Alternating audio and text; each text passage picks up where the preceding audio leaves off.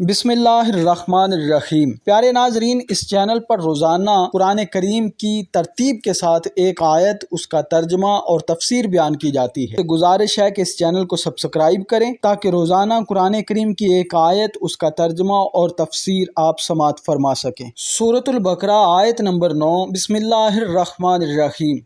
یخادعون اللہ والذین آمنوا وما یخدعون الا انفسهم وما یشعرون۔ ترجمہ کنز ایمان: فریب دیا چاہتے ہیں اللہ اور ایمان والوں کو، اور حقیقت میں فریب نہیں دیتے مگر اپنی جانوں کو، اور انہیں شعور نہیں ہے۔ تفسیر صراط الجنان۔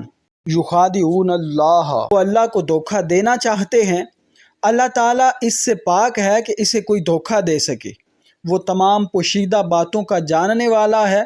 یہاں مراد یہ ہے کہ منافقوں کے طرز عمل سے یوں لگتا ہے کہ وہ خدا کو فریب دینا چاہتے ہیں، یا یہ کہ خدا کو فریب دینا یہی ہے کہ وہ رسول اللہ صلی اللہ علیہ وسلم کو دھوکہ دینا چاہتے ہیں، کیونکہ حضور پر نور صلی اللہ تعالی علیہ وآلہ وسلم اللہ تعالیٰ کے نائب اور خلیفہ ہیں، اور انہیں دھوکہ دینے کی کوشش گویا خدا کو دھوکہ دینے کی طرح ہے۔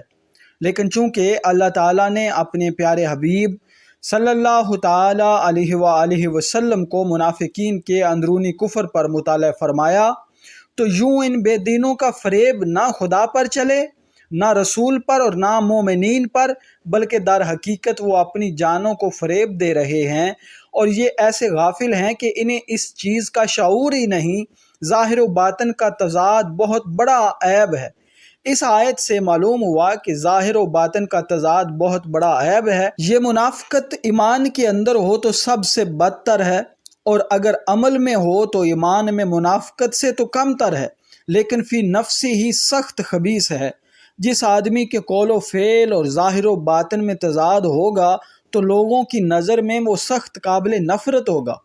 ایمان میں منافقت مخصوص لوگوں میں پائی جاتی ہے، جبکہ عملی منافقت ہر سطح کے لوگوں میں پائی جا سکتی ہے۔ پیارے ناظرین، میں امید کرتا ہوں کہ یہ ویڈیو آپ کو بہت پسند آئی ہوگی۔ ملتے ہیں اگلی ویڈیو میں، تب تک کے لیے اجازت دیجیے، اپنا رکھیے بہت سارا خیال۔ السلام علیکم ورحمۃ اللہ۔